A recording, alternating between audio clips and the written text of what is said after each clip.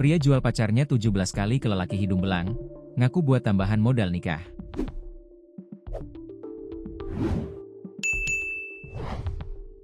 Beginilah nasib pria di Bekasi berinisial K, 26, yang jual pacarnya DA, 25, sebanyak 17 kali ke lelaki hidung belang.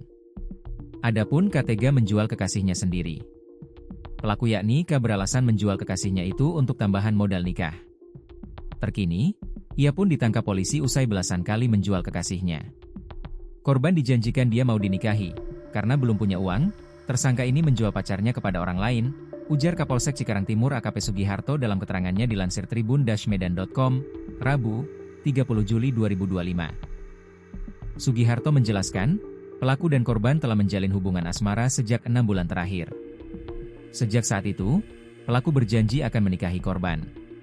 Karena keterbatasan biaya, pelaku terpaksa menjual kekasihnya melalui aplikasi kencan sejak 2 bulan belakangan. Total sudah 17 kali pelaku menjual kekasihnya ke pria hidung belang dengan harga Rp500.000 untuk sekali kencan. Menurut Sugiharto, korban terpaksa menuruti perintah pelaku lantaran diancam mendapat tindak kekerasan jika menolak. Kalau tidak mau, tersangka mengancam korban, ungkap dia. Tak tahan dengan tindakan pelaku, korban akhirnya melaporkan kekasihnya ke polisi dengan nomor LPD 16E6-2025 Polsek Cikarang Timur.